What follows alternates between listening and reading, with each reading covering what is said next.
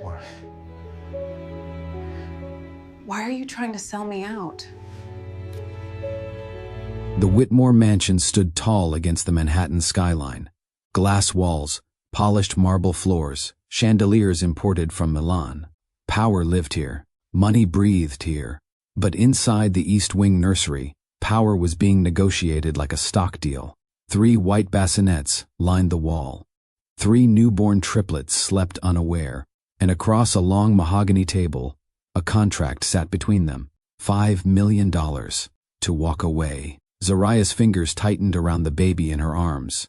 The infant's tiny fist clung to her silk blouse, as if instinctively sensing the storm in the room. Rowan Whitmore didn't raise his voice. He didn't need to. He was a billionaire heir. His calm tone carried the weight of generations of boardrooms and legacy deals. "This is generous," he said, sliding the contract closer to her. More than generous. Beside him sat his mother, Eleanor Whitmore, posture straight, diamond necklace steady against her collarbone. The matriarch, the architect of control. She didn't look at the babies. She looked at Zariah.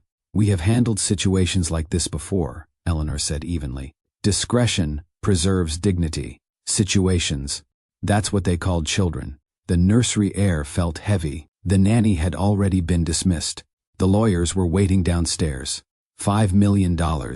In exchange for disappearing. In exchange for surrendering her rights. In exchange for pretending the past year never happened. Zariah adjusted the baby against her chest. The child stirred softly.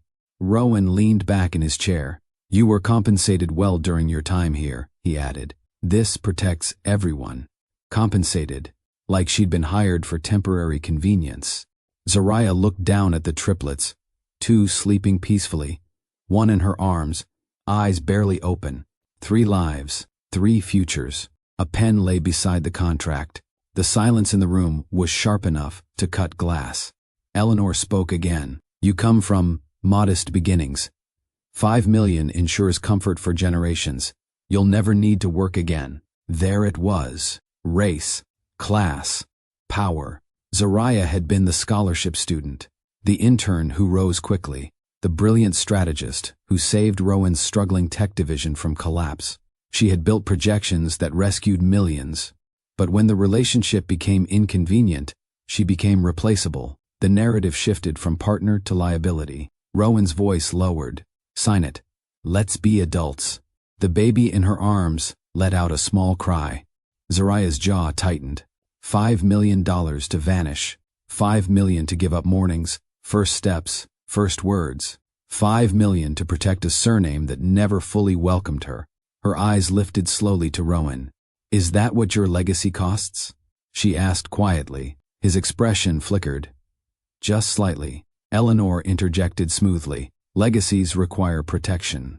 Zariah looked at the contract again. Black ink, legal language, no mention of love, no acknowledgement of the nights she spent alone during pregnancy while Rowan toured conferences, no recognition of how she shielded him from corporate rumors when tabloids questioned his leadership, no mention of how she stood beside him when investors hesitated. $5 million. For silence. The baby in her arms gripped her finger tighter. That small touch shattered something. Zariah reached forward. Rowan's eyes sharpened. Eleanor's breath paused. Her fingers picked up the contract. For a moment, it looked like she might sign. The room leaned toward her decision. The empire leaned toward her decision. Zariah looked at the bassinets, at her child, at the future they were trying to buy, and slowly, she tore the contract in half. The sound ripped through the nursery like a verdict. Paper fell to the marble floor. Rowan stood up instantly. "Are you serious?" Eleanor's composure cracked just enough to show disbelief. Zariah didn't flinch. "You don't get to purchase motherhood," she said. The baby stopped crying. Silence filled the space. Rowan's jaw tightened. "You're making a mistake." "No," she replied calmly. "I'm correcting one." And in that moment, the power shifted, not because she had money, not because she had influence, but because she refused to disappear. But what no one in that room understood was that this decision wouldn't just disrupt a family, it would shake an empire, because the woman they tried to erase was the same woman who understood their billion-dollar vulnerabilities better than anyone alive. And she was done protecting them. Have you ever said something in pride that followed you for years? Have you ever chosen status over responsibility? Rowan believed success excused everything.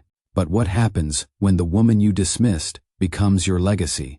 If you're feeling that tension already, pause right now. Ask yourself honestly, would you take $5 million to walk away from your own children? Type character over money in the comments if you believe integrity can't be bought, and please press like immediately. YouTube only pushes stories when viewers interact. If this opening moved you even slightly, your like tells the algorithm this story deserves to be heard. And subscribe to Mr. Heartstring Tales for transformational storytelling that challenges power, pride, and what real legacy truly means. The Whitmore name carried weight in New York. Old money, political ties, generational wealth built across decades of acquisitions and calculated marriages. Rowan Whitmore had never had to fight for entry into a room. Doors opened, chairs were pulled out, people listened before he even spoke. Zariah had fought for every inch of space she occupied. She was raised in a 2-bedroom apartment in Queens by a single mother who worked double shifts at a hospital cafeteria. Her scholarships were earned. Her internships were unpaid. Her sleepless nights were fueled by ambition and a quiet promise she made to herself at 16, no one will ever make me feel small again. When Rowan first noticed her at Whitmore Technologies, it wasn't because she was loud. It was because she was brilliant. She saw patterns in failing market trends that his senior analysts missed. She predicted a competitor's expansion months before the board reacted. She rebuilt a collapsing tech portfolio using strategies most executives didn't even understand. Rowan admired her mind. He pursued her quietly at first. Late meetings became longer conversations. Professional debates turned into private dinners. He loved how she challenged him. Until she challenged him publicly. Because the moment she became more than a hidden relationship, the moment she began influencing board decisions, the whispers started. She's ambitious. She's calculating. She trapped him. Nobody said those words to Rowan. They said them about her. In hallways, in private investor dinners, at charity galas, where smiles were polished, but eyes judged sharply. Zariah learned something quickly. A powerful man in love is romantic. A powerful woman with influence is threatening. Eleanor Whitmore never raised her voice, but she made her position clear early. You must understand, dear, she said once at a luncheon, placing a manicured hand gently over Zariah's wrist. Families like ours survive on discretion. Discretion meant invisibility. Discretion meant knowing when to speak and when to shrink. Zariah didn't shrink. She refined proposals. She asked harder questions. She stood beside Rowan during shareholder meetings when markets dipped. And the more indispensable she became to the company, the more uncomfortable the board grew. Because she wasn't born into that world. She wasn't a Whitmore. She didn't have generational trust funds cushioning her mistakes. She had credentials, and competence, and courage. That combination unsettled people who inherited influence instead of earning it. When the pregnancy became known, everything shifted. Investors began sending subtle emails about brand perception. A senior executive suggested Rowan consider Stability Optics. An anonymous blog questioned whether Whitmore Technologies was being emotionally influenced. Zariah felt the shift immediately. Board members, who once praised her analysis, began asking for second opinions. Meetings were scheduled without her. Her security badge access was quietly restricted from certain floors. Rowan insisted it was temporary. Optics matter, he said one night while reviewing press coverage. Optics for who? She asked. For the company. For the company she helped save. The company that celebrated her when profits rose, but distanced itself when her existence complicated the narrative. And when Eleanor presented the contract in the nursery, it wasn't just about children. It was about control. About protecting a surname from association with someone they considered temporary. $5 million wasn't generosity. It was strategy. Because if Zariah signed, the narrative would be rewritten. Rowan would be portrayed as a disciplined leader who made necessary decisions. The triplets would grow within the Whitmore estate under curated headlines, and Zariah? She would become a footnote, a confidential settlement, a quiet disappearance. But here's the truth no one in that room wanted to acknowledge. She understood Whitmore Technologies better than Rowan did. She knew which overseas investments were vulnerable. She knew which patents were still pending approval. She knew the debt exposure hidden behind polished quarterly reports. She had built their recovery plan during a financial downturn no one publicly discussed. Power doesn't always sit at the head of the table. Sometimes it stands quietly beside it. Rowan thought offering money maintained dominance. He didn't realize he was negotiating with the only person who could dismantle the illusion of stability holding his empire together. And the deeper layer? This wasn't only about wealth. It was about a woman of color entering a legacy system that preferred her contribution, but not her presence. It was about class ceilings disguised as corporate etiquette. It was about a man who loved her privately, but hesitated to defend her publicly. Have you ever been good enough to build something, but not suitable enough to represent it? Have you ever been praised in rooms, but protected by no one when the pressure mounted? Rowan believed success excused everything. He believed he could compartmentalize love from legacy. He believed influence would always tilt in his favor. But power without accountability has consequences, and he was about to learn that underestimating a woman who built your foundation is a mistake you don't recover from easily. Have you ever said something in pride that followed you for years? Have you ever chosen status over responsibility? Rowan believed influence insulated him from consequences. But what happens when the woman you tried to silence controls your company's survival? Before we continue, be honest. Have you ever felt invisible in a room where you did the most work? If that question hits home, comment, "I see it." And if you believe competence deserves protection, not dismissal, press like. Your engagement tells YouTube this kind of storytelling matters. Subscribe to Mr. Heartstring Tales for stories where pride meets consequence and legacy is redefined. Power can silence a room, but invisibility silences a soul. Zariah didn't cry when she tore the contract. She didn't scream. She didn't beg, because invisibility had trained her long before the Whitmore mansion ever did.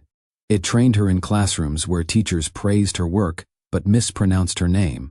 It trained her in corporate meetings where her ideas were ignored until a man repeated them louder. It trained her in interviews where she was told she was impressive for someone with her background. She learned early that excellence wasn't always enough. You had to outperform expectations just to be treated as equal. And even then, equality came with conditions. Rowan had never known that feeling. He had known pressure, yes, expectations, certainly, but never invisibility. He entered rooms as assumption. She entered rooms as evaluation. When they began dating, Zariah believed love might balance that difference. At first, it felt like it did. Rowan admired her confidence. He bragged about her intelligence in private. He leaned on her during a brutal acquisition battle that nearly fractured the company. But when the headlines grew sharp, when the investors whispered, when Eleanor's disapproval turned from subtle to strategic, Rowan shifted. Not drastically, not dramatically, just enough. He began speaking for her in meetings. He asked her to sit this one out during shareholder calls. He suggested she take maternity leave earlier than necessary to avoid distractions. Each suggestion sounded reasonable on its own. Together, they formed a quiet erasure. Have you ever watched yourself disappear in slow motion? Have you ever convinced yourself it was temporary? Zariah told herself he was under pressure, that he would defend her eventually. That love required patience, but patience without protection feels like abandonment.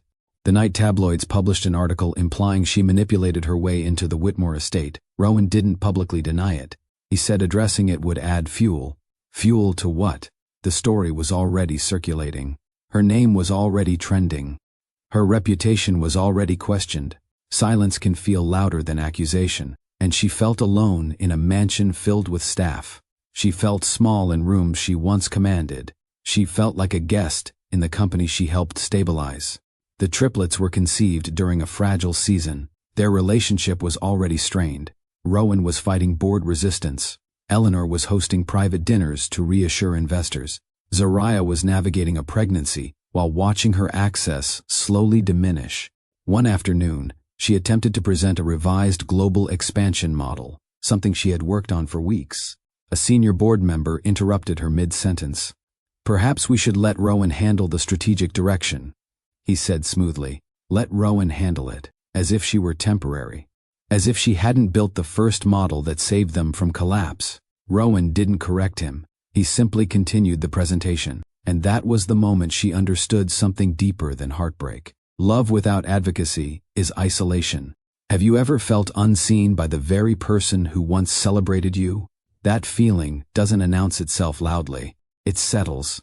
It lingers. It teaches you to expect less. But Zariah had not survived everything in her life to accept less. The nursery confrontation wasn't just about motherhood. It was about years of being underestimated, years of being tolerated instead of defended, years of being valuable, but never fully protected. When Eleanor slid the contract across the table, she assumed Zariah would choose security. Because women from modest beginnings are expected to prioritize money, because ambition from someone like her is often labeled opportunistic, because people who underestimate you believe you fear losing comfort more than you value principle. They miscalculated. Every person watching this story has felt invisible at some point. In a workplace, in a relationship, in a family, overlooked, spoken over, undervalued. That's why this moment matters. Because when she tore that contract, she wasn't just rejecting $5 million. She was rejecting a lifetime of being measured by someone else's standards. Rowan believed influence shielded him. Eleanor believed wealth guaranteed control. But they forgot something essential. The quietest person in the room is often the one holding the strongest position, and they had pushed her to the edge. Now ask yourself, what happens when someone who has been underestimated for years finally decides to stop accepting it? What happens when the woman you tried to sideline knows exactly where your company is most fragile? And what happens when pride blinds a billionaire to the cost of dismissing the one person who helped him rise? Stay with me, because the next decision won't just affect a relationship. It will shake boardrooms, it will test loyalty, and it will reveal who truly built the Whitmore Empire's future. If you've ever felt invisible, comment, "I refuse to shrink." Press like if you believe loyalty must be matched with protection. And subscribe to Mr. Heartstring Tales, because this story is only getting deeper. The Whitmore estate had 27 cameras, 6 security guards, a private gate with biometric access, and one driver. His name was Malachi Reed. Most people in the mansion barely noticed him. He opened doors. He kept his eyes forward. He drove Rowan to investor summits, charity galas, emergency board meetings. He listened. That was his job. And over time, listening becomes education. Malachi wasn't born into privilege. He grew up in Newark, first in his family to attend college, studied finance for 2 years before his father fell ill and tuition became impossible. He left school quietly, took the driver position temporarily. Temporary turned into 5 years. But Malachi never stopped studying. When Rowan made calls in the back seat, Malachi absorbed terminology. When board members argued during speakerphone meetings, he memorized patterns. When Rowan vented about declining overseas returns, Malachi took mental notes. He understood markets better than anyone assumed. Because invisibility has an advantage. People speak freely around you. The night of the contract confrontation, Malachi wasn't in the nursery. But he knew something was off. He had driven Eleanor in earlier than scheduled. He saw the legal team arrive. He noticed Rowan's clipped tone during a phone call with a senior investor. And when Zariah walked out of the East Wing carrying one of the triplets hours later, her posture wasn't broken. It was resolute. Malachi opened the door to the town car. Their eyes met briefly. He didn't ask questions, but he saw something in her expression. Not fear, not desperation, calculation. That same look she had the day she predicted Whitmore Technologies' competitor would undercut their AI launch and save the company from a billion-dollar misstep. She wasn't defeated. She was thinking. Inside the mansion, Rowan's phone buzzed non-stop. A European partner was threatening to withdraw funding. A pending patent dispute had resurfaced. An overseas supplier was under regulatory investigation. Issues Zariah had flagged months ago. Issues she had prepared contingency plans for. Plans Rowan delayed implementing, because implementing them would require publicly acknowledging her leadership. Eleanor paced in her private sitting room. "She'll come around," she said sharply. $5 million is more than she's ever seen. Rowan wasn't so sure. He replayed the tear. The way she didn't hesitate.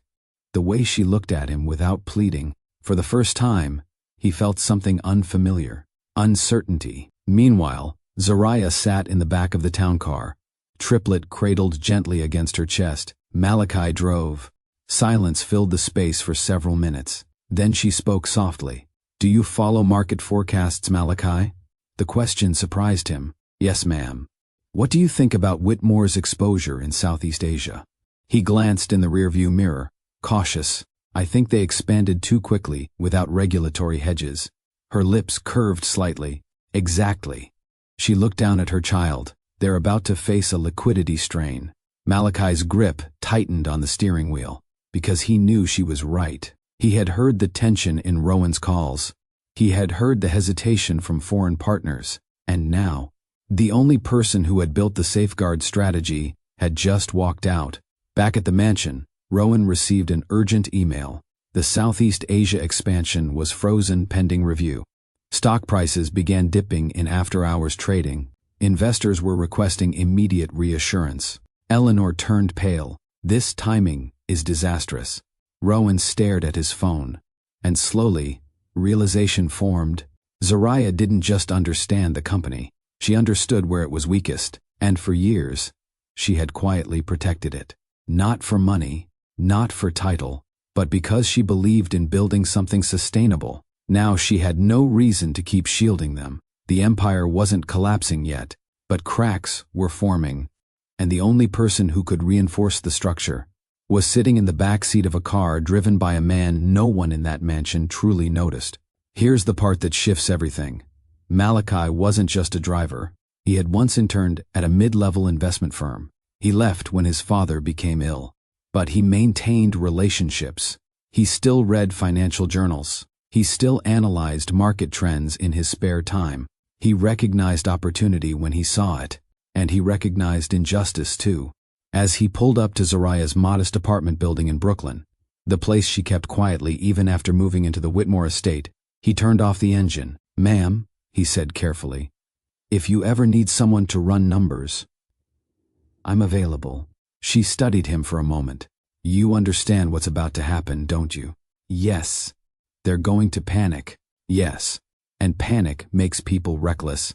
He nodded once. For the first time that night, her expression softened slightly. "Good," she said, "because I don't plan to panic."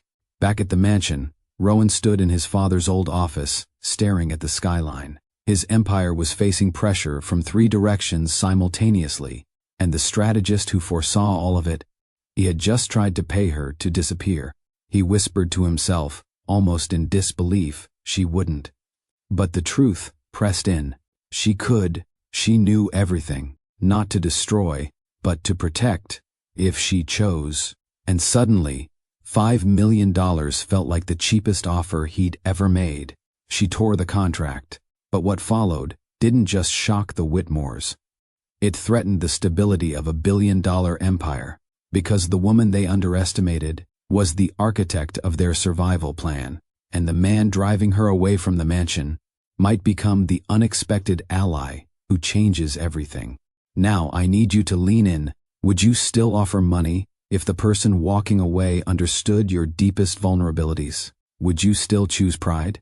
Comment below. Power isn't inherited. It's proven. Press like right now if you feel the shift happening. YouTube only elevates stories that viewers engage with, and subscribe to Mr. Heartstring Tales, because in the next part, we step into the full double climax, and the empire will have to decide, protect pride or protect survival. The market doesn't care about family disputes. It reacts to numbers, and that night, the numbers turned cold. By 8:17 p.m., Whitmore Technology stock had dropped 3% in after-hours trading. By 8:42, a major investment partner in Singapore requested an emergency call. By 9:05, a financial journalist sent an inquiry about internal restructuring rumors. The word Eleanor feared more than loss. Rowan stood at the head of the conference table in his private office, sleeves rolled up, tie loosened. The legal team surrounded him. 2 board members appeared on screen. "Contain this," Eleanor ordered sharply. "It's market correction," one board member insisted. "It's exposure," another countered. Rowan remained silent, because deep down, he knew this wasn't coincidence. The Southeast Asia expansion had always been fragile. Zariah warned him. She drafted a 3-phase hedge strategy to cushion regulatory shifts.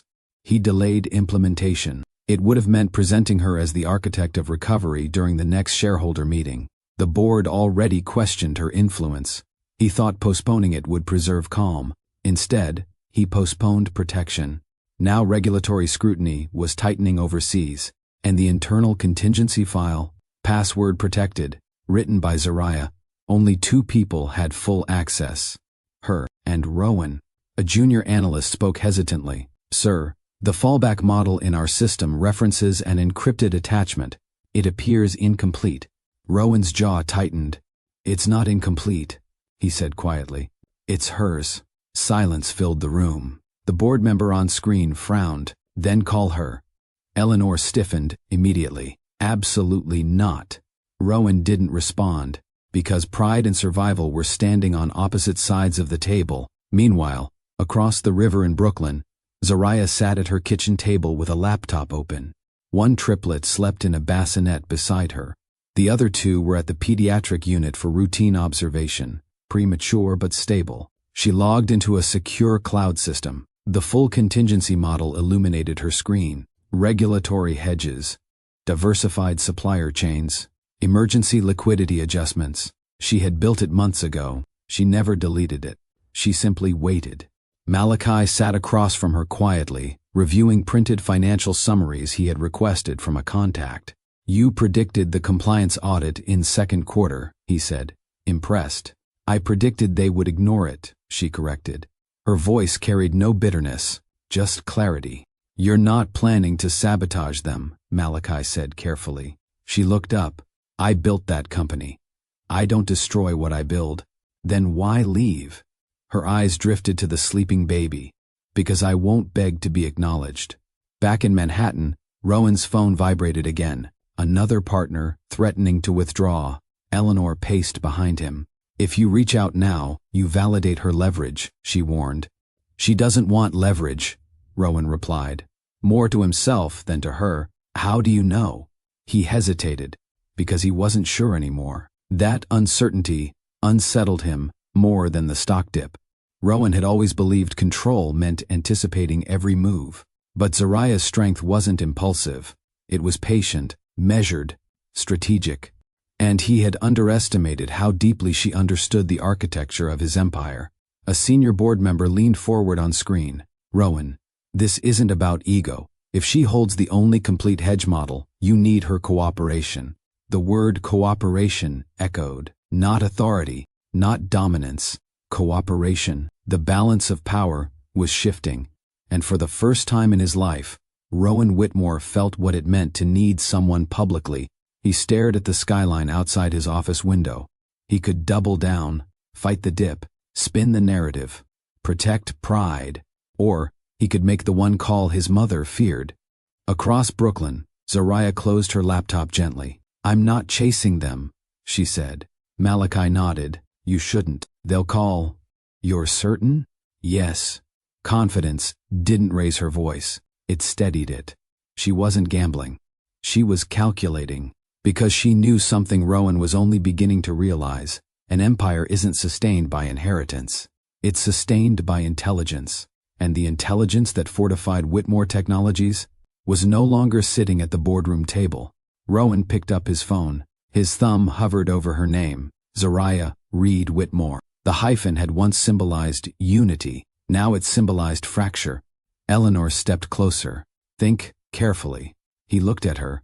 For the first time in years, he said quietly, I am. And the call button glowed beneath his thumb. She tore the contract. The empire began to tremble the same night.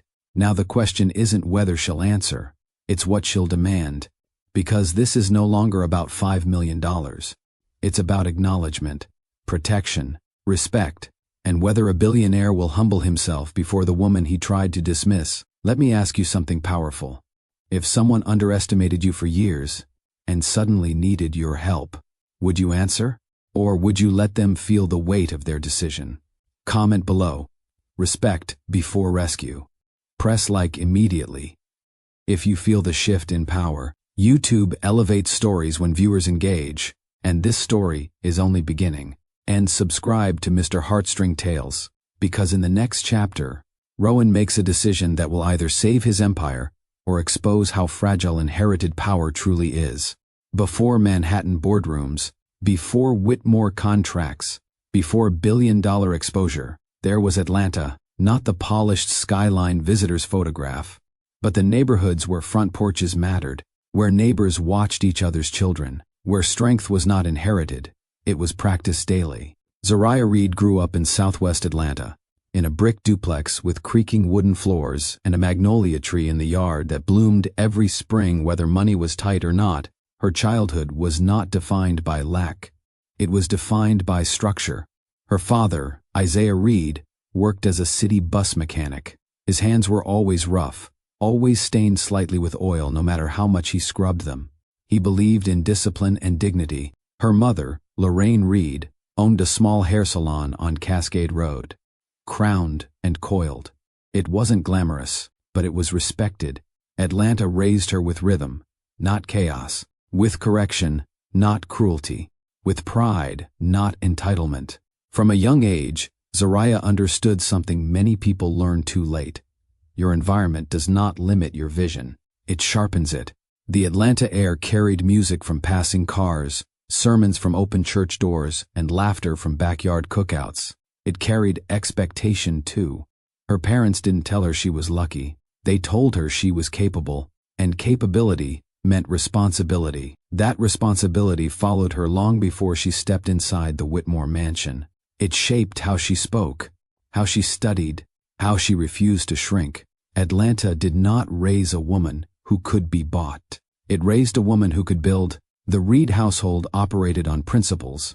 No one said the word legacy at the dinner table, but it was understood. Legacy meant how you treated people. Legacy meant how you handled pressure. Legacy meant your name carried weight because your actions earned it. Every Friday night, her father checked homework before television came on. Every Saturday morning, the house was cleaned before anyone relaxed. Every Sunday, the entire family gathered at her grandmother's home for dinner. No excuses. Her cousins were loud. Her aunties were observant. Her uncles debated politics like it was sport. But beneath the noise was something unshakable: accountability. If you disrespected someone, you were corrected. If you failed a class, you were supported, but not excused. If you succeeded, you were celebrated, but reminded to stay grounded. Zariah learned early that love wasn't soft. It was steady. It told you the truth. It demanded integrity. That cultural structure shaped her internal compass. It's why Eleanor's polished manipulation never intimidated her. It's why Rowan's quiet retreat in the boardroom hurt more than the public whispers. Because she was raised in a community where men defended the women who stood beside them. Not privately, publicly. Atlanta taught her that partnership meant visibility. That principle never left her. Isaiah Reed rarely raised his voice. He didn't need to. When Zariah brought home her first acceptance letter to a prestigious summer economics program, he didn't boast. He asked one question: "Are you ready to outwork everybody there?" Lorraine hugged her tightly. "You don't walk into rooms hoping to be chosen," her mother said. "You walk in knowing you belong." Those words became armor. When Zariah later entered Whitmore Technologies as a young analyst surrounded by Ivy League graduates, she didn't flinch, because Atlanta had already trained her for rooms that tested confidence. Her parents never shielded her from reality. They discussed racial bias openly. They discussed class ceilings honestly. They discussed how excellence would sometimes threaten people who inherited advantage, but they never taught bitterness. They taught preparation. When Zariah left Atlanta for New York after earning her MBA, her mother pressed a small Bible into her hand. "Not for religion," Lorraine said softly, "for grounding." Her father hugged her longer than usual. "Build something that outlives you," he said. Those words echoed the night she tore the Whitmore contract. Because she wasn't reacting emotionally, she was protecting something that needed to outlive pride. Crowned and Coiled was more than a business. It was community headquarters. Women came for braids, relaxers, silk presses. They stayed for conversation, for strategy, for healing. Zariah spent countless afternoons sweeping hair from the floor and listening.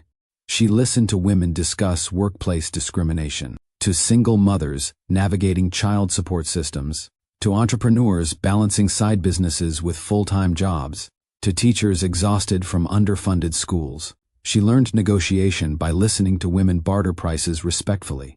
She learned branding watching her mother build clientele through trust rather than marketing. She learned resilience from women who showed up polished, even when life felt heavy. Lorraine ran her salon with quiet authority. Clients respected her not because she was loud, but because she was consistent. When supply costs rose, she adjusted pricing transparently. When a client couldn't pay, she created payment plans instead of humiliation. When neighborhood girls needed prom hairstyles but lacked funds, she stayed late. Zariah absorbed every lesson: value people, protect reputation, never compromise standards for approval. That salon was her first business school. It's why later, when she analyzed Whitmore's global supplier chain, she understood something beyond spreadsheets. Sustainability requires loyalty. Loyalty requires fairness. And fairness builds longevity. Rowan admired her strategic mind. He never fully understood where it was forged. Sunday mornings began early: pressed dresses, polished shoes, choir rehearsal, humming through stained glass windows. New Hope Baptist Church wasn't about performance. It was about alignment. Zariah sang in the youth choir until her schedule grew demanding. She participated in financial literacy workshops the church hosted for teens. She watched her father volunteer repairing the church van. She saw her mother organize food drives quietly, without posting it online. Faith in Atlanta wasn't detached from action. It required contribution. Pastor Williams once said something that settled deep in her spirit: "Character is who you are when power tests you." That sentence resurfaced years later in the Whitmore nursery. $5 million was a test. Public silence was a test. Pride disguised as protection was a test. Atlanta had already prepared her for all of it. Her faith didn't make her passive. It made her disciplined. It taught her patience. And patience would become her strongest weapon in Manhattan. Sunday dinners at her grandmother's house were sacred. Fried chicken, collard greens, cornbread, sweet tea served in mismatched glasses. Children seated at a separate table, but close enough to hear adult conversations. It was there she first heard debates about economic inequality. It was there she watched her aunt challenge her uncle on business decisions. It was there she learned that respect didn't silence women, it amplified them. Her grandmother, Evelyn Reed, once told her, "Never let someone mistake your kindness for compliance." That advice followed her into every boardroom, into every negotiation, into every moment Rowan hesitated to defend her publicly. Because Zariah was kind, but she was never compliant with injustice. When she stood in the Whitmore nursery and tore that contract, she wasn't reacting impulsively. She was honoring generations, honoring her father's discipline, her mother's entrepreneurship, her church's grounding, her grandmother's wisdom. Atlanta had already built her backbone long before Manhattan tried to test it, and that is why the Whitmores miscalculated. They saw modest beginnings. They saw a scholarship student. They saw someone they believed could be pressured into silence. They did not see the foundation. They did not see Sunday dinners. They did not see Crowned and Coiled. They did not see the mechanic's daughter trained to outwork rooms that underestimated her. They did not see the church girl who understood that character must outweigh comfort. But you do. And now you understand something Rowan is only beginning to grasp. He didn't just challenge a woman. He challenged everything that raised her. Whitmore wasn't just a surname in New York. It was a symbol, printed on hospital wings, scholarship plaques, gala invitations, and the glass lobby of Whitmore Technologies. The family didn't simply own companies. They owned access. They owned perception. They owned the kind of influence that made problems disappear before they became headlines. Inside that world, Ashton Whitmore was raised like a public investment. From the time he could walk, he was trained to carry himself like a future headline, not a man, a brand. While Zariah's childhood in Atlanta was structured around character and community, Ashton's childhood was structured around reputation and positioning. His parents didn't ask, "What do you feel?" They asked, "How does it look?" It shaped the way he spoke, the way he smiled, the way he moved through rooms like they belonged to him. Because to the Whitmores they did, and by the time Ashton became old enough to understand power, he didn't see it as something you earn. He saw it as something you protect. Ashton attended a Connecticut prep school so exclusive that students didn't say tuition out loud. They spoke in assumptions. Everyone there was a future senator, a hedge fund founder, a Supreme Court clerk, a CEO. Competition wasn't loud.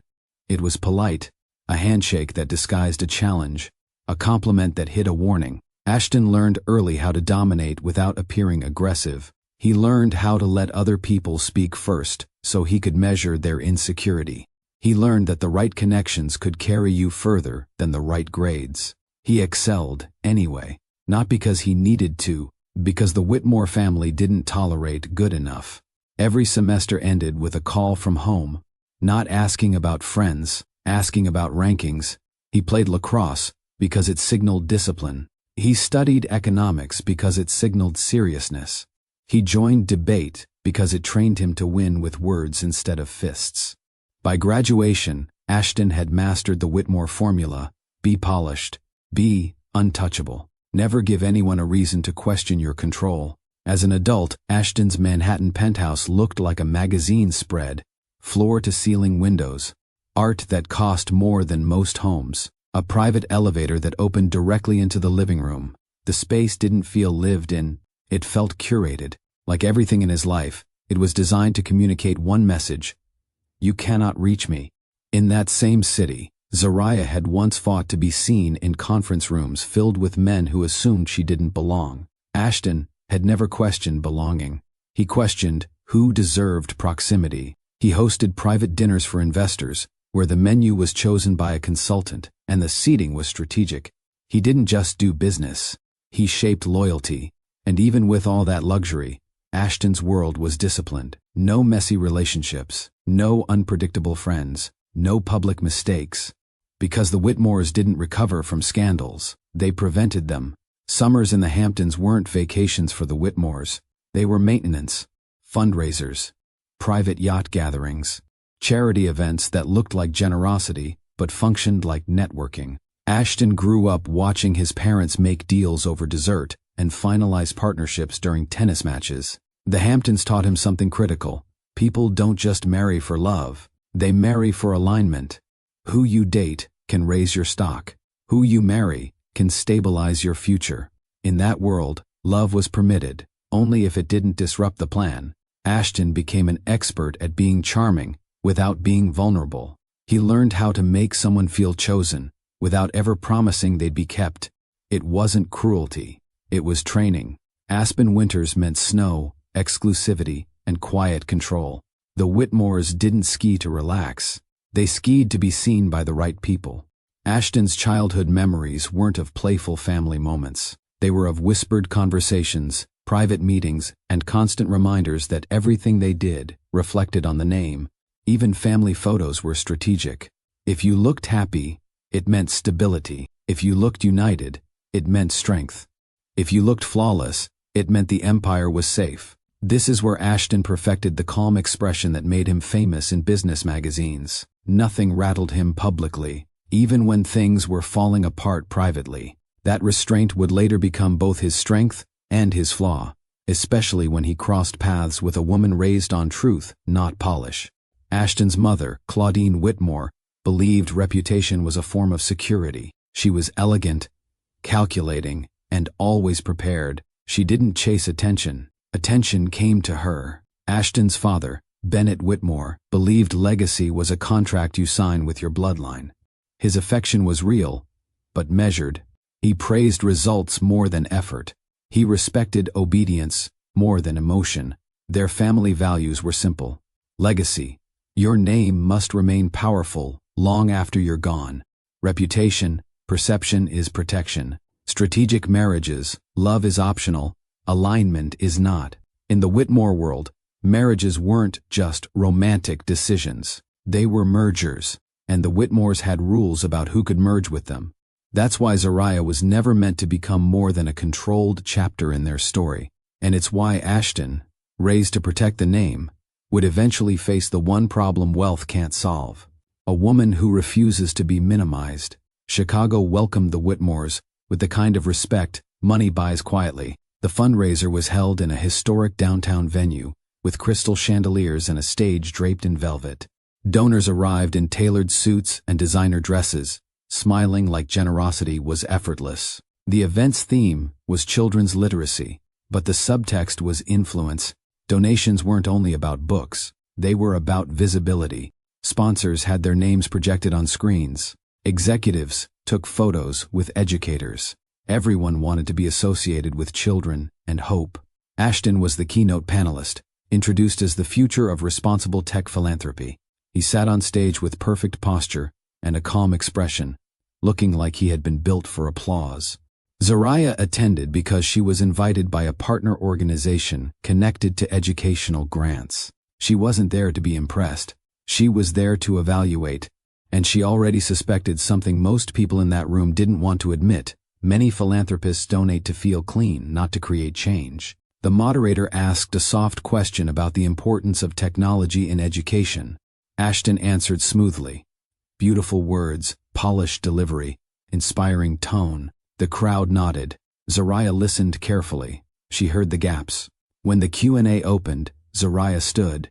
Not slowly, not timidly, just steady. "Mr. Whitmore," she said, voice clear, "your foundation's literacy initiative is impressive on paper, but can you explain why your funding model prioritizes districts that already have private partnerships?" The room stiffened. A few heads turned sharply. The moderator blinked.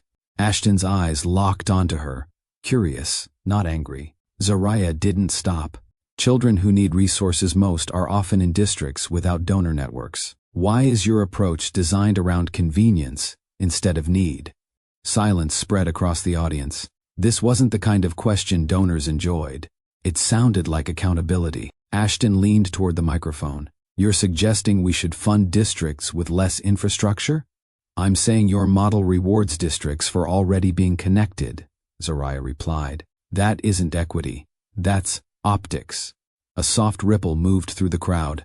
Unease and interest mixed together. Ashton held her gaze.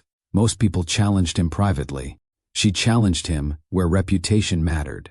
That alone fascinated him. Ashton should have shut her down. It would have been easy. He could have smiled, redirected, and kept the room on his side. He didn't.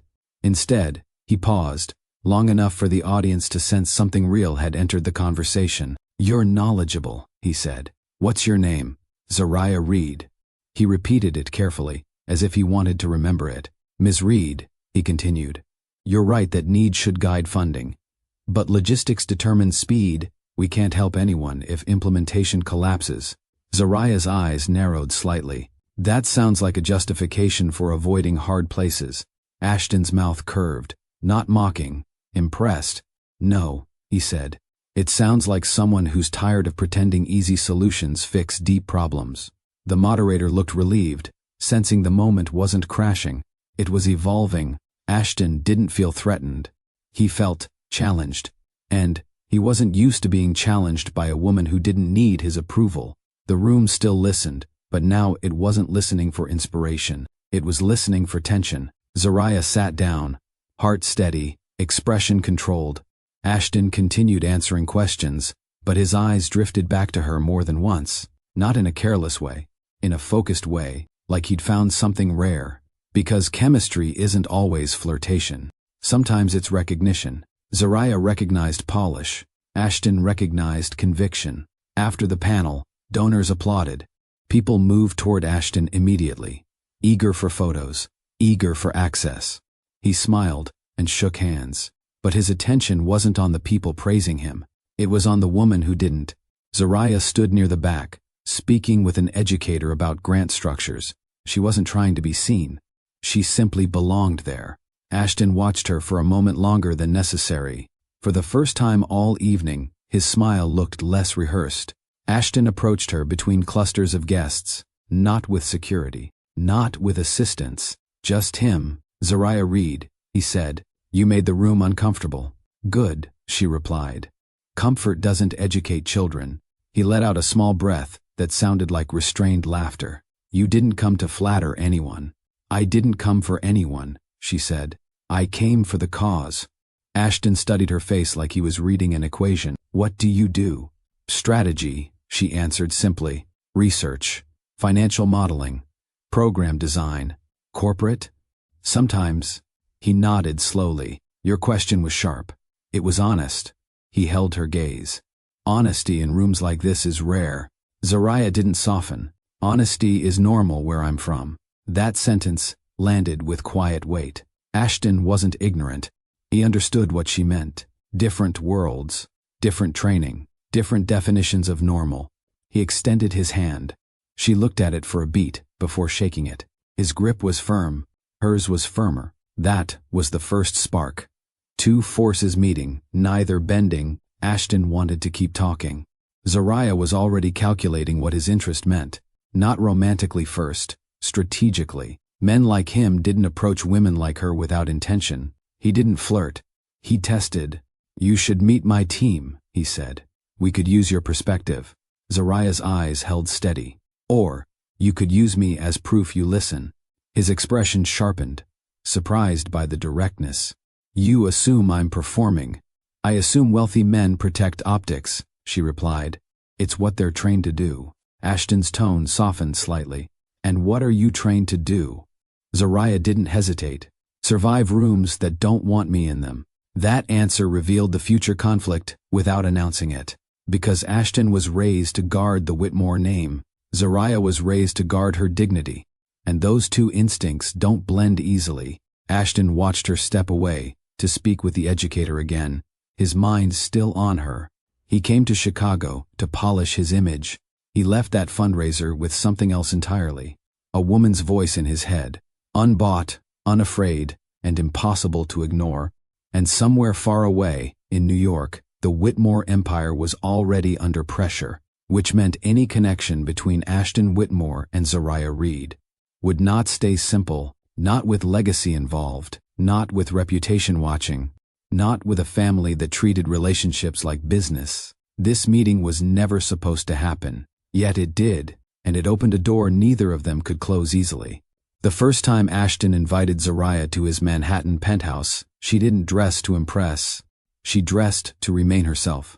Structured navy dress, minimal jewelry, hair styled neatly, polished but not altered to fit anyone's preference. When the private elevator opened directly into his living room, she didn't gasp. She observed. Art positioned to signal culture, furniture arranged to signal wealth, space curated to signal power. Ashton walked toward her with a warmth she hadn't seen at the Chicago fundraiser. "This isn't usually how I spend my evenings," he said. "Entertaining?" she asked, trying to impress someone who doesn't care. Her mouth curved slightly. "I care. Just not about ceilings." He laughed softly. That difference intrigued him. Women in his world admired the view. Zariah analyzed the structure. As they spoke over dinner prepared by a private chef, Ashton noticed something else. She wasn't intimidated. She asked him real questions about long-term strategy, about philanthropic metrics, about how his board actually voted when no cameras were present. She treated him like a man, not a myth. And that unsettled him, in a way he liked. But liking someone inside the Whitmore orbit came with consequences, because eventually, liking turns visible, and visibility invites scrutiny. The first Whitmore social event Zariah attended was a foundation gala in Manhattan. The room shimmered with old money restraint. Understated gowns, inherited jewelry, calculated smiles. Zariah walked in beside Ashton, not behind him, not clinging. Beside. The shift in air was immediate. A woman with diamond earrings leaned toward another guest and whispered something too quiet to catch, but loud enough to feel. An older donor asked Zariah, "And how did you and Ashton meet?" "Chicago Literacy Panel," she replied. The woman blinked. "Oh, so you work in education?" "I work in strategy."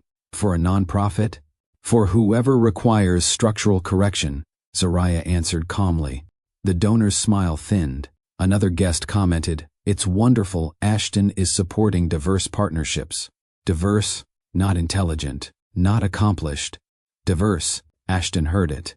He didn't ignore it, but he didn't react immediately either. He studied the room. Measured tone, measured timing. Zariah felt the shift without needing explanation. She had grown up navigating coded language. What surprised her wasn't the comments.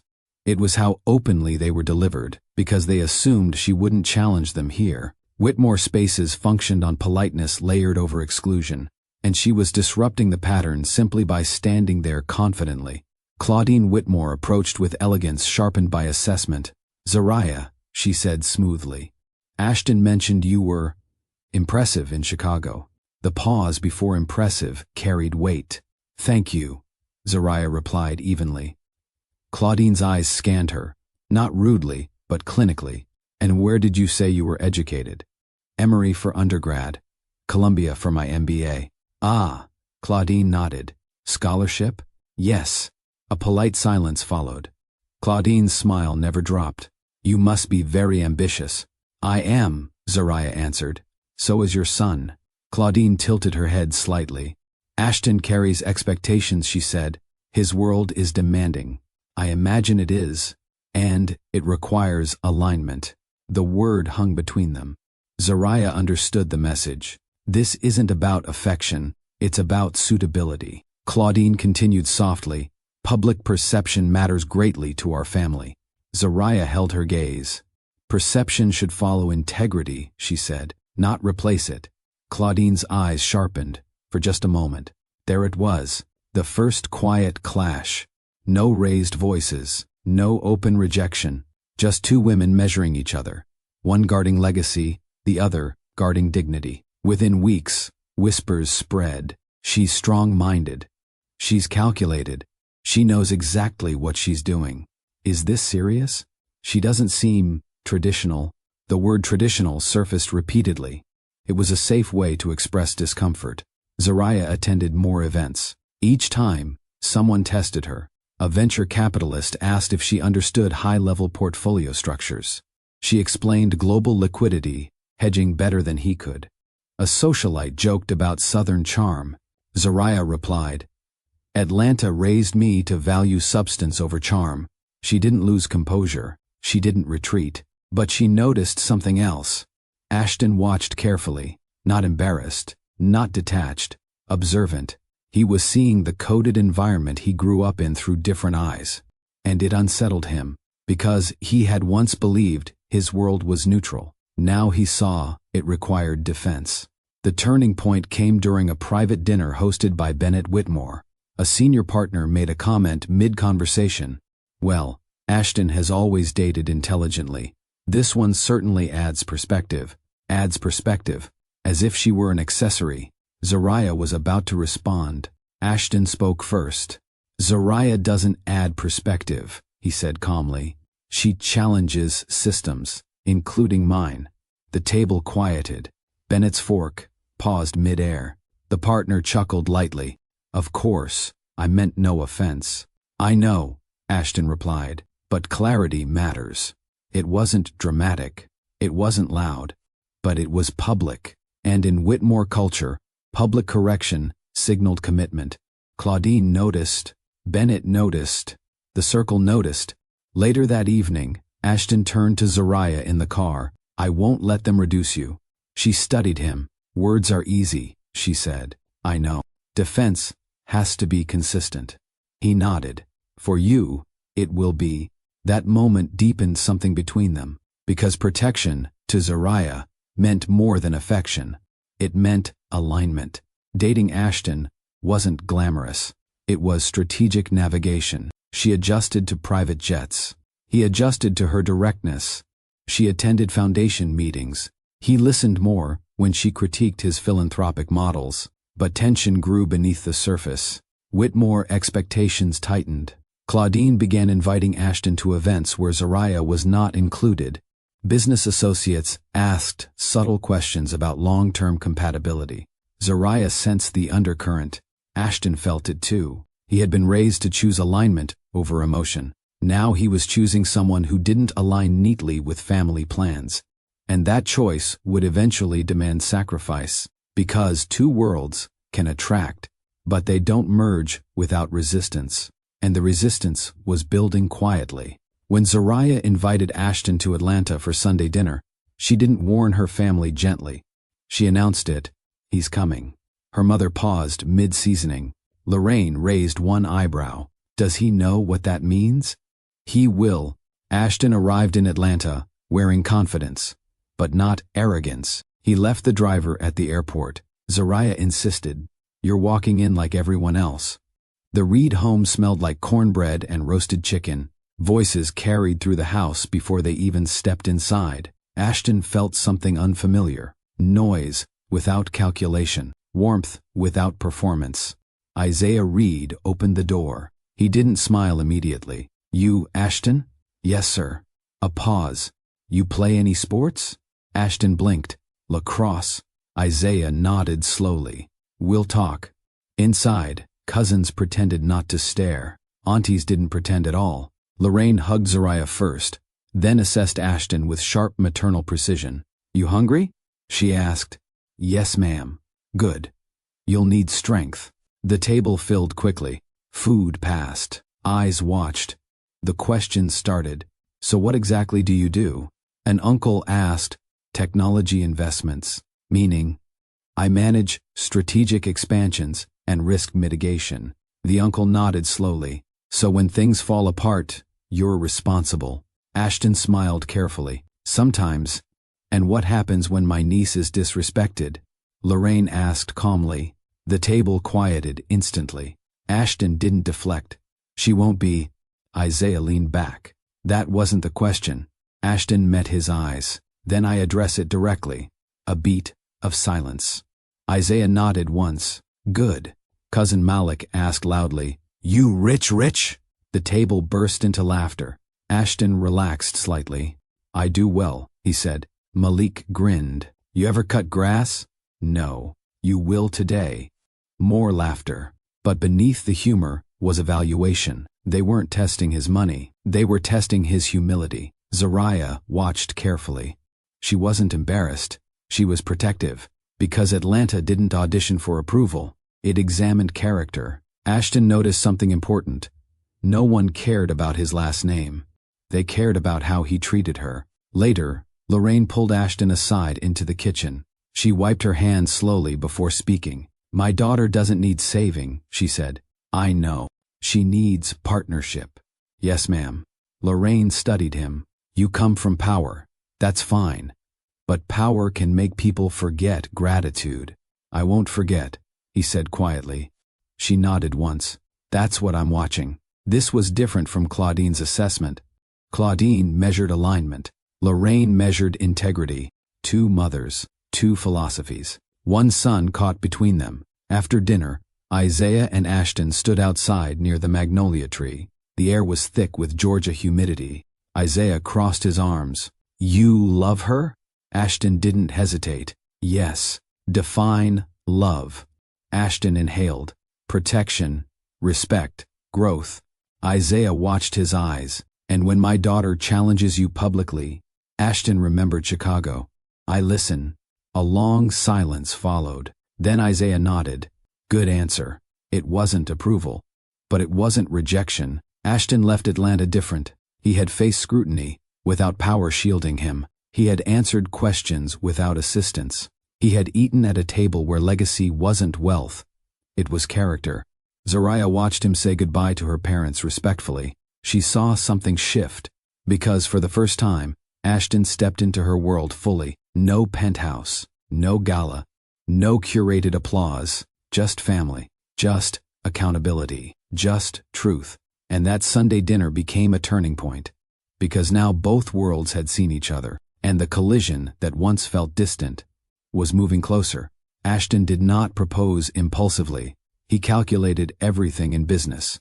But this decision required something different.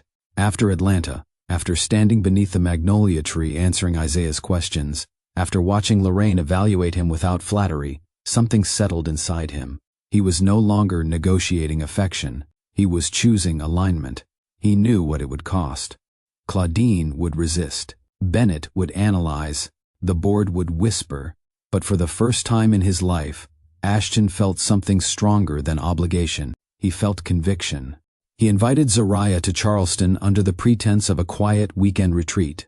Neutral ground between Manhattan Polish and Atlanta familiarity. She sensed something was coming, but she didn't guess how far he had already gone in his mind. That evening, as the sun lowered over the water, Ashton didn't kneel immediately. He spoke first. "I was raised to protect a name," he said calmly, "but I've learned something from you." She waited. Protection means nothing if the person beside you isn't protected too. Her breath slowed. "I don't need saving," she said softly. "I know," he replied. "I need partnership." Then he knelt. No photographers, no spectacle, just wind, water, and a man choosing against expectation. "Zariah Reed," he said, steady and clear, "marry me." Her answer wasn't dramatic. It was sure. Yes. When Ashton informed his parents, he did not ask permission. He stated intention. Claudine listened without interruption. Her silence was colder than anger. "You proposed," she repeated carefully. "Yes. To a woman the board already questions. To the woman I intend to marry." Claudine's composure tightened. "You are heir to Whitmore influence. Marriage is not emotional indulgence. It is structural." "She is structure," Ashton replied evenly. Claudine stood. "You are placing reputation at risk."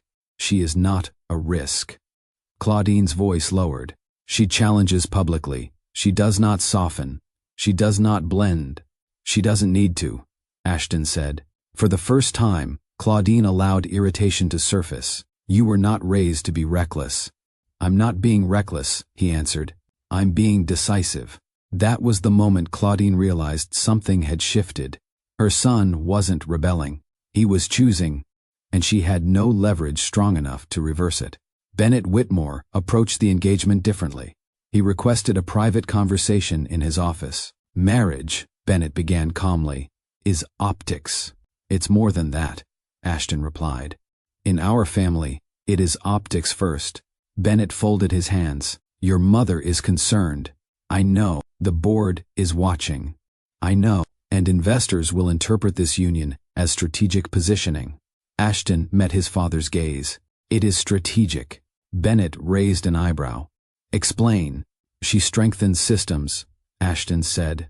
"She sees vulnerabilities before others do. She does not bend under pressure." Bennett paused. "So this is about business?" "It's about alignment," Ashton said, "but not the kind you arranged." Bennett studied him carefully. "You understand this marriage will shift internal power?" "Yes." "And you're prepared for that?" "Yes." Bennett leaned back slowly. "I call it reputational risk," he said. "I call it evolution," Ashton replied. That conversation didn't end in blessing, but it ended in acknowledgement. The engagement announcement hit Manhattan quietly but deliberately. No tabloids, no staged exclusives. Just a formal statement through the Whitmore Foundation newsletter. Ashton Whitmore and Zariah Reed are engaged to be married. The social circle reacted immediately. Questions surfaced. Speculation followed. Claudine attended events with a controlled smile. Bennett maintained neutrality. But Ashton did something that silenced many whispers. He brought Zariah to a board dinner and introduced her as his fiancée. Not partner, not companion, fiancée. And when a senior member asked if she planned to remain behind the scenes, Ashton answered before she could. She will be wherever decisions are made. Public alignment, consistent, intentional. He wasn't just marrying her. He was restructuring expectations. Charleston was chosen carefully. Historic, elegant, but not Manhattan, not Atlanta, neutral. The ceremony was held in a restored estate overlooking the water. Lorraine and Isaiah arrived early. Claudine arrived composed. Bennett remained watchful. The guest list blended worlds: Atlanta family, Whitmore associates, business leaders, church friends. The ceremony itself was simple. When Zariah walked down the aisle, she did not look intimidated. She looked anchored. Ashton did not look polished. He looked present. Their vows were not dramatic. They were deliberate. Partnership, he said. Respect, she answered. When they exchanged rings, there was no applause, just stillness. Because everyone in that room understood, this union was not convenient. It was chosen. The reception blended cultures intentionally. Southern dishes beside curated wine lists. Atlanta laughter echoing through Charleston walls. Whitmore associates observing dynamics they weren't used to. Isaiah shook Bennett's hand firmly. Lorraine and Claudine exchanged a polite nod. Two mothers measuring the future. That night, as the crowd thinned, Ashton pulled Zariah close. You knew this would be difficult, she said. Yes. And you still chose it. Yes. For how long? She asked quietly. He didn't hesitate. For as long as it takes. The wedding wasn't a fairy tale. It was a declaration, and declarations come with consequences. The pregnancy was not planned so quickly, but neither of them panicked. Until the ultrasound appointment, the technician paused longer than usual. Zariah noticed immediately. Is something wrong? She asked. The doctor entered, smiled gently. Nothing wrong, he said. Just unexpected. He turned the monitor. 3 distinct heartbeats flickered. Triplets. The room went quiet. Ashton blinked slowly. 3? Yes. Zariah felt her breath catch. 3 lives. 3 responsibilities. 3 times the vulnerability. Joy arrived first, then fear. Multiple pregnancies carry risk. Doctors explained carefully. High blood pressure, preterm labor, organ strain, strict monitoring. Zariah listened without flinching. But Ashton saw the numbers behind the words: risk percentages, emergency protocols, weeks of uncertainty. Within the 2nd trimester, complications surfaced. Elevated pressure, hospital observation, limited mobility. Zariah was placed on modified bed rest. Her independence shrank overnight. She struggled with that more than fear. I don't like being sidelined, she said. You're not sidelined, Ashton replied. You're carrying 3 futures. But fear had entered the room, and it stayed. The first emergency came at 28 weeks. Severe abdominal tightening. Rushed to the hospital. Machines attached. Monitors blinking steadily. Ashton stood beside her bed, trying to remain controlled. Doctors spoke in rapid, calm tones. We're stabilizing. Contractions slowing. Monitoring fetal heart rates. Zariah gripped his hand. Are they okay? For now, the doctor answered. For now. Those 2 words rearranged everything. The babies were no longer abstract. They were fragile, real, dependent. Ashton didn't leave the hospital that night. He read reports from his laptop while sitting in a chair beside her bed. For the first time, corporate tension felt small compared to 3 tiny heartbeats. Zariah was placed on full bed rest after the 2nd scare. No events, no meetings, no public appearances. She hated it. I feel useless, she whispered one night. You're building life, Ashton said. I'm watching life move without me. The board began questioning Ashton's availability. Claudine suggested hiring a private medical consultant. Bennett recommended contingency leadership planning. The empire continued moving. But in the bedroom overlooking Manhattan, the world narrowed to heartbeat monitors and quiet prayers. Lorraine flew to New York. She cooked. She prayed. She reminded her daughter of strength. Isaiah visited quietly, standing beside Ashton in silence, more than once. No speeches, just presence. At 31 weeks, bleeding began. Immediate hospital transfer. Doctors moved quickly. Ashton felt something he had never felt before. Helplessness. The delivery room filled with controlled urgency. We may need to deliver early. Zariah's voice trembled for the first time. Save them. Ashton leaned close. I'm here. One by one, the babies were delivered prematurely. Small, fragile, taken immediately to neonatal care. The room fell quiet after the third cry. Zariah drifted in and out of awareness. Ashton stood frozen until a nurse guided him toward the neonatal unit. 3 incubators, 3 tiny bodies connected to wires. He placed his hand gently against the glass. Stay, he whispered. That night reshaped him permanently. The next weeks blurred into hospital visits. Hand sanitizer, soft beeping monitors, weight charts, incremental progress. Zariah insisted on seeing them daily once stable. She placed her hand gently against each incubator. They're fighters, Lorraine said softly. Isaiah stood behind her, steady. Ashton balanced hospital mornings with board meetings in the afternoons. But something shifted in him. He no longer saw a legacy as brand preservation. He saw it as protection of 3 lives. When the triplets were finally discharged weeks later, the celebration wasn't loud. It was grateful. 3 car seats installed carefully. 3 blankets tucked securely. As they entered the Whitmore mansion nursery for the first time, Zariah looked at Ashton. This is bigger than reputation, she said. He nodded. Yes. But beneath that agreement, pressure was already building elsewhere. Because protecting children requires unity, and unity inside powerful families is never simple. The audience now understands these triplets are not symbols. They are the heartbeat of everything that follows. And what happens next will test whether love can withstand legacy. The delivery did not happen in silence. It happened in controlled urgency. Monitors flashed softly. Medical staff moved with calm efficiency. Instructions were short and precise. Zariah's body had carried strain for months. Bed rest, monitoring, restricted movement. Every step toward this moment had been guarded carefully. Now there was no more waiting. Ashton, she whispered, gripping his hand. Stay steady. He nodded, even though his chest felt tight. The first baby arrived small but strong. A cry pierced the room. A boy. Ashton inhaled sharply. The second followed minutes later. Another boy. Another cry. Stronger. The third took longer. Silence stretched. The doctor focused. Stay with us, someone said firmly. And then, a softer cry. A girl. 3 lives. 2 boys and a girl. Ashton's composure cracked for the first time in his adult life.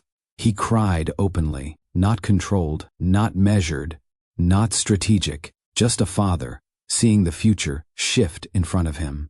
As the babies were transferred to neonatal support for stabilization, Ashton stood motionless. His hands trembled. He had negotiated acquisitions worth hundreds of millions. He had faced shareholder hostility without blinking, but watching 3 incubators roll past him shattered something rigid inside. Zariah, exhausted but conscious, searched his face. Are they okay? They're here, he answered, voice thick. They're fighting. He leaned down and pressed his forehead gently against hers. You did this, he said. No, she whispered. We did.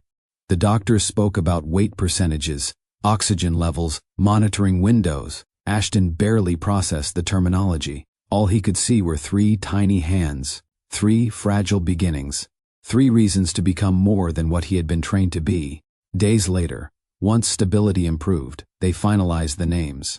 The first boy, Elias Bennett Whitmore, honoring strength without surrendering individuality. The second boy, Micah Isaiah Whitmore, carrying Zariah's father's name forward. The girl, Avery Lorraine Whitmore, a bridge between power and grace.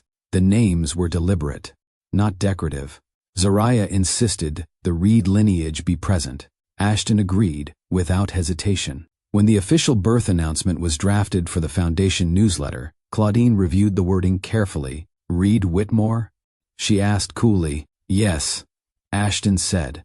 The hyphen complicates branding. It reflects reality, he replied. Claudine said nothing further. But tension settled deeper. The Whitmore legacy was no longer insulated. It was intertwined.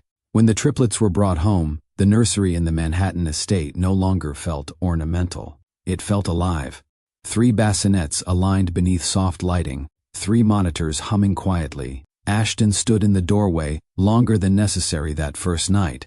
He understood something now that he hadn't before. Legacy wasn't about control. It was about stewardship. And stewardship required humility. But outside the nursery, the Whitmore ecosystem recalibrated. Board members began asking subtle questions about succession structures. Family attorneys reviewed trust allocations.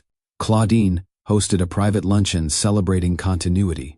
But in that celebration lingered something sharper. Control was shifting, because the heirs of Whitmore influence now carried Zariah's bloodline, and that meant influence could no longer be isolated from her. Lorraine visited often during the first weeks. She sang softly while holding Avery. Isaiah carried Micah carefully, like something sacred. Elias slept deeply against Zariah's chest. Claudine visited too, but differently. She assessed routines, inquired about staffing, suggested pediatric specialists with stronger credentials. Zariah remained polite but firm. "We're comfortable with our doctors," she said evenly. Claudine's smile thinned. "This family has standards." "So does mine," Zariah replied. The air between them grew thinner. Bennett watched more than he spoke. He saw Ashton's devotion. He saw Zariah's authority as a mother. He saw the Reed influence settling into Whitmore territory. And he recognized what Claudine refused to admit: the balance of power had shifted permanently. One evening, as Manhattan lights flickered beyond the penthouse windows, Ashton stood beside Zariah, watching the triplets sleep. "I didn't understand before," he said quietly. "Understand what? What protection actually means?" She turned toward him slowly. "It means standing beside," she said, "not above." He nodded. "I will." She believed him, because in that moment, she saw no hesitation, no calculation, just a father who had cried when his children entered the world. But love does not remove pressure, it magnifies it. And as the triplets grew stronger, so did scrutiny, because legacy now had faces: 2 boys, 1 girl, and a mother the Whitmore system had never fully accepted. The tension that began at the wedding was no longer subtle, it was structural. And structural tension eventually demands confrontation. The London deal was unavoidable, a major technology acquisition that would solidify Whitmore expansion across Europe. Delays were not an option. Board pressure mounted quickly. "Ashton must lead in person," Bennett stated during a private meeting. Zariah understood the timing. The company required presence, but the triplets were still fragile. "I'll be back before you know it," Ashton said, packing carefully. She studied him. "You trust the timing?" "I don't have a choice." That answer lingered, because timing is rarely accidental in powerful families. The morning he left, the nursery felt quieter. Elias stirred softly. Micah stretched slightly. Avery blinked up at the ceiling. Ashton kissed each forehead carefully. Then he turned to Zariah. "You're not alone here," he said. She held his gaze. "I know." But she also knew something else. Claudine and Bennett would fill any vacuum quickly. As the car pulled away from the estate, Zariah felt a subtle shift in atmosphere. The house no longer felt neutral. It felt observed. London welcomed Ashton with formal precision. Boardrooms, contracts, legal reviews, media dinners. He moved efficiently, but between meetings, he checked his phone repeatedly. Photos from Zariah, updates on feeding schedules, short voice messages. Meanwhile in Manhattan, Claudine requested more frequent visits. "For support," she said smoothly. Bennett began reviewing estate security logistics personally. "Just precaution," he explained. Zariah noticed everything. She always did. Claudine did not rush. She evaluated. Ashton abroad, board distracted, public narrative stable. 3 heirs now anchored to Whitmore name.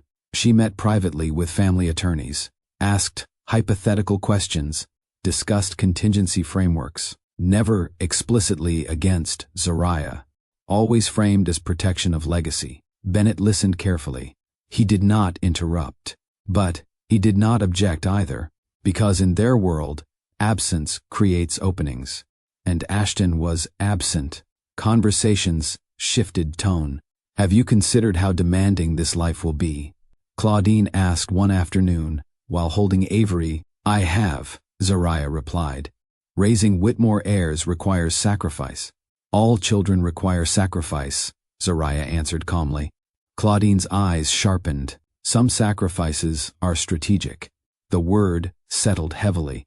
Zariah felt it clearly. This was no longer polite distance. This was positioning. In London, Ashton finalized acquisition terms, unaware that conversations back home were evolving.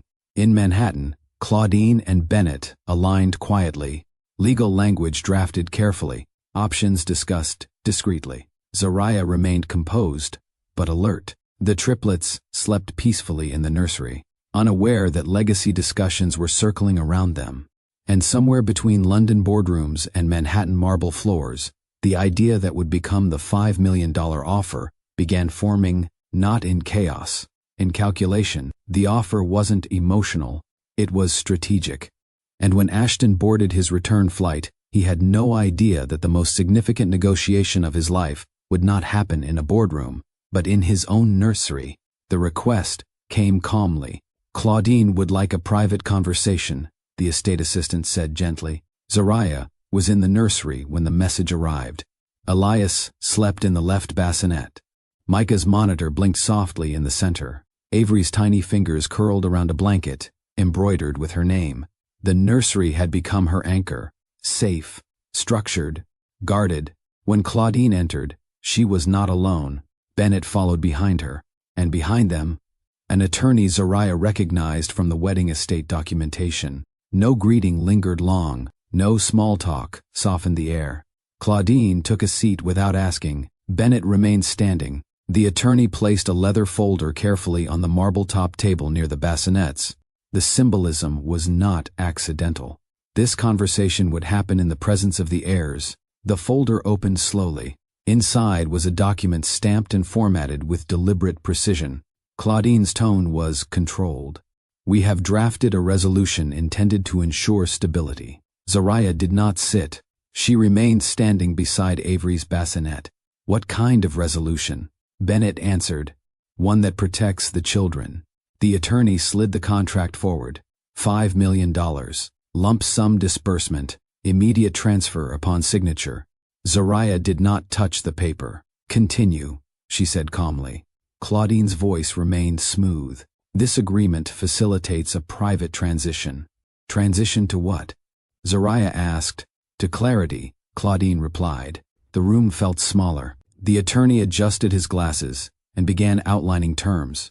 Upon execution of this agreement, the attorney read, "Primary and exclusive custody of the minors. Elias Bennett Whitmore, Micah Isaiah Whitmore, and Avery Lorraine Whitmore will transfer to the Whitmore Family Trust." Zariah's heartbeat slowed, not quickened, slowed. "And my role?" she asked evenly. "Visitation may be arranged under defined parameters," the attorney continued. "Defined by whom?" "By the trustees." Bennett stepped forward. "The Whitmore structure can provide them with resources unmatched anywhere else." "They already have resources," Zariah replied quietly. Claudine's eyes narrowed slightly. "They require continuity within our legacy." Zariah understood fully now. This was not about capacity. It was about control. The Whitmore heirs would be raised within Whitmore influence, not shaped by Atlanta values, not influenced by Reed grounding. Contained, the attorney continued. "This agreement includes a strict confidentiality provision." Zariah's gaze shifted to the paragraph. "In exchange for financial settlement, Mrs. Whitmore agrees to permanent non-disclosure regarding family business operations, estate matters, and internal governance." There it was. Silence purchased. Erasure formalized. "You're not just separating me from my children," Zariah said softly. "You're removing my voice."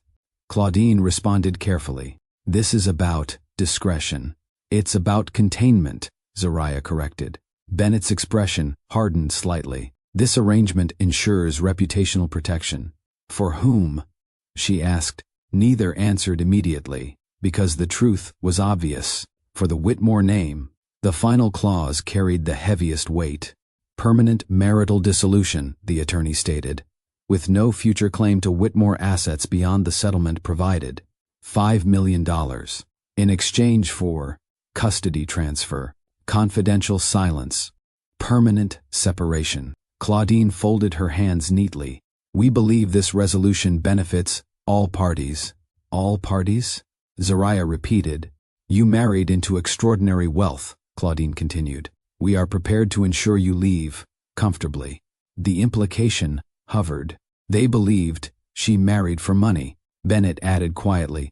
This removes complication. Zariah looked from one face to the other. You think this is what I wanted? Claudine did not hesitate. We think you understood the opportunity. There it was. The assumption that Atlanta roots equaled ambition for access. That scholarship meant aspiration for elevation. That her presence had always been transactional. $5 million sat between them. Not symbolic, real, transferable, immediate. Claudine's final words were almost gentle. You can live anywhere. Start over. Secure your future. My future is in those bassinets, Zariah replied. Bennett exhaled slowly. You cannot fight a structure this large. She met his eyes steadily. I never fight structures. I rebuild them. The nursery air thickened. The attorney waited for reaction. Claudine waited for practicality. Bennett waited for calculation. But Zariah did not reach for the pen. She reached for the contract and held it. The second climax had arrived. Zariah held the contract without reading it again. She already understood it. She looked first at Avery, then Elias, then Micah. Then she lifted her eyes to Claudine and asked quietly, Do you really believe motherhood has a price? The question did not echo. It landed. Claudine's composure did not break, but it tightened. This is not about price, she said evenly. It is exactly about price, Zariah replied. She raised the contract slightly. You placed a number on separation. Bennett spoke carefully. We placed a number on peace. You placed a number on control, she corrected. The attorney shifted uncomfortably. Because this was no longer legal, it was moral. Zariah stepped closer to the bassinets. You see $5 million, she continued. I see 3 heartbeats I carried under risk. I see months of bed rest. I see blood loss at 31 weeks. I see Ashton crying for the first time in his life. Claudine remained still. You believe I married for money, Zariah said. If I wanted money, I would have negotiated differently. Silence. I married your son because he chose me publicly. Bennett's jaw shifted. And now you're asking me to disappear privately. Her voice did not rise. It deepened. You built an empire on influence. I built my strength before I ever met you. Claudine's eyes sharpened. You are emotional, she said. No, Zariah replied. I am clear. Without further warning, she tore the contract in half. The sound was sharp, clean. Final. Paper fell slowly to the marble floor between them. The attorney inhaled sharply. Bennett stepped forward instinctively. Claudine did not move. Zariah dropped the torn pages deliberately. You do not purchase my absence. The room felt altered, not louder, heavier. You want continuity? Zariah said steadily. Continuity is integrity. You want reputation? Reputation follows character. You want legacy? Legacy requires courage. She gestured gently toward the bassinets. These children carry Whitmore blood. She placed her hand over her heart. They carry Reed grounding. You cannot separate the two without destroying both. Claudine's voice lowered. You underestimate what this family can do. Zariah's gaze did not waver. You underestimate what I will endure. Bennett bent to retrieve the torn pieces. This is not finished, he said quietly. It is, Zariah replied. You will regret this. No, she said calmly. You will. The power in the room had shifted. Not financially, not legally, morally, because the Whitmores had expected compliance. What they encountered was conviction. Claudine stood slowly. This conversation will not leave this room. It doesn't need to, Zariah answered. Truth does not require amplification. It requires endurance. When Claudine, Bennett, and the attorney exited the nursery, silence returned. But it was not the same silence. It felt victorious. Zariah lifted Avery gently. "You are not negotiable," she whispered. Elias stirred softly. Micah shifted slightly. 3 futures, untouched by contract ink. Outside the nursery, Claudine's steps were measured. Bennett's expression was unreadable, but both understood something undeniable. The woman they tried to remove had just proven she could not be displaced. And what they did not realize was that this refusal would not just shock them, it would reshape the future of the Whitmore empire entirely, because they had mistaken humility for weakness. And now, they would learn the difference. Ashton sensed something before he landed. Zariah's messages had been steady, but measured. No panic, no emotional spillover, just updates about feeding schedules and pediatric check-ins. That restraint unsettled him more than distress would have. When he stepped into the Manhattan estate, the air felt different. Controlled, too controlled. The nursery door was slightly open. He entered quietly. Elias slept. Micah's monitor blinked steadily. Avery rested against Zariah's chest. She looked up. "You're home." "Yes." He studied her face carefully. "What happened?" She did not soften the answer. "Your parents attempted to purchase custody." Silence followed. Then, "What?" Zariah did not dramatize it. She explained the terms precisely. $5 million, custody transfer, confidentiality clause, permanent separation. Ashton's expression hardened with every sentence. "They came here?" he asked. "Yes." "In this room?" "Yes." His jaw tightened. "And you?" I tore it. Something shifted in his eyes. Not shock, pride, but beneath it, anger. Not at her, at the calculation. "They believed I would agree," she added quietly. He inhaled slowly. "They believed you married for money." That sentence cut deeper than the contract. Ashton stood still for a long moment. Then he turned. "Stay here," he said, and walked out. Claudine and Bennett were in the east sitting room when Ashton entered. No raised voice, just controlled fury. "You attempted to remove my wife from this family." Claudine's tone remained composed. "We offered a solution. You offered separation." Bennett stepped in calmly. "We offered stability. You offered erasure," Ashton corrected. Claudine rose. "You are emotional." "I am informed." The air sharpened. "You acted without my consent," he continued. "We acted to protect legacy," Bennett said. Ashton's eyes locked onto his father's. "Legacy is not threatened by my marriage. It is complicated by it," Claudine replied. "Then you will learn to navigate complication." The conversation deepened. "You were raised to prioritize continuity," Bennett said. "I was raised to think strategically," Ashton replied. "And this is strategic." Claudine's voice lowered. "You risk destabilizing decades of positioning, and you risk losing your son." Silence. That landed. Ashton stepped closer. "You taught me power requires control." "Yes," Bennett said. "You forgot to teach me that power without integrity collapses." Claudine's composure thinned for the first time. "You would choose her over us." He didn't hesitate. "Yes." No hesitation, no qualification, just yes. "You are forcing division," Claudine said quietly. "No," Ashton replied. "You forced division when you placed a price on my children's mother." Bennett folded his hands. "What do you expect from us?" "Accountability," Ashton answered. "For offering protection?" "For offering removal." Claudine's gaze hardened. "If you align yourself against this family, I align myself with my wife." The line was drawn, not with volume, with clarity. He turned to leave, then paused. "You do not negotiate my family structure without me again." That was not a request. It was instruction. When Ashton returned to the nursery, Zariah did not ask what was said. She read it in his face. "You chose," she said quietly. "Yes." "Fully?" "Yes." He knelt beside her. "I should have seen it coming." "You weren't here," she replied. "I am now." He placed his hand gently over hers as she held Avery. "They will not remove you," he said. "Not while I breathe." For the first time since the contract, Zariah allowed herself to exhale fully. The empire had not fractured. But its foundation had shifted, and the next move would determine whether it healed or hardened. Everyone expected retaliation, board restructuring, public distancing, financial retaliation. Zariah surprised them all. "I don't want revenge," she said calmly during a private family meeting.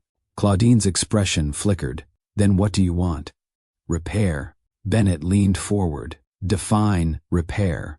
"Family therapy." Silence. "Excuse me?" Claudine asked. "Therapy," Zariah repeated. "You attempted to remove me instead of confronting discomfort." Ashton remained quiet, supporting, watching. "You believe a counselor will fix structural conflict?" Bennett asked. "I believe avoidance created it," Zariah replied. She didn't stop there. "The Whitmore Foundation needs reform." Claudine's eyebrows lifted. "In what way?" "Your literacy funding prioritizes proximity over need." Ashton watched carefully. She continued. "Reallocate a portion of the foundation's annual budget to under-resourced districts without donor networks." Bennett studied her. "You would leverage this situation for reform?" "I would leverage pain for progress. No hostility, just clarity. And one more thing," Zariah added. "The foundation should establish a national initiative for Black maternal health." Claudine went still. Bennett's expression shifted. "Explain," he said. Zariah did not soften. "I nearly lost our children. I had access to elite care. Many women do not." She met their eyes evenly. "Legacy without responsibility is hollow." Ashton placed his hand lightly over hers. "This is what evolution looks like," he said. The decision was not immediate, but it was inevitable. Bennett reviewed data. Claudine consulted advisors. Board members debated optics. But the proposal aligned with long-term positioning, and more importantly, with integrity. Within months, the Whitmore Foundation announced a national Black maternal health initiative, expanded literacy funding in under-resourced districts, public transparency reports. Zariah did not demand control. She demanded direction. And direction reshapes institutions quietly. Change did not happen overnight. But it happened. Claudine attended the first maternal health roundtable personally. She listened to testimonies from women who lacked hospital access. She did not speak immediately. For once, she absorbed. Later that evening, she stood in the nursery watching Avery sleep. "You are formidable," she said quietly to Zariah. "I was raised to be." Claudine nodded. "That much is clear." It was not apology, but it was acknowledgement. And sometimes acknowledgement is the first step toward transformation. The empire did not collapse. It recalibrated. Ashton did not lose his parents. They adjusted. Zariah did not retreat. She redirected. Legacy did not disappear. It matured. And the $5 million contract? It became a turning point no one publicly discussed, but everyone privately remembered. 3 years later, the nursery looked different. Elias ran confidently across polished floors. Micah stacked wooden blocks with quiet focus. Avery laughed loudly, fearless and bright. The estate felt less formal, more alive. Zariah watched them chase each other down the hallway. Ashton followed close behind. The children did not know about contracts, only about security. The Whitmore Foundation launched its National Maternal Health Initiative, officially in Atlanta, not Manhattan. Atlanta. Lorraine stood proudly in the audience. Isaiah sat upright, composed. Zariah delivered the keynote. "This initiative exists because legacy must protect life," she said clearly. Applause followed. Not forced, earned. Claudine now chaired the Maternal Health Advisory Board. She listened more than she directed. Her tone softened in public forums. Her language shifted from optics to outcomes. She still valued reputation, but now she understood that reputation follows impact, not the other way around. Bennett transitioned into an advisory role. He allowed Ashton greater autonomy. He observed the foundation's expanded reach.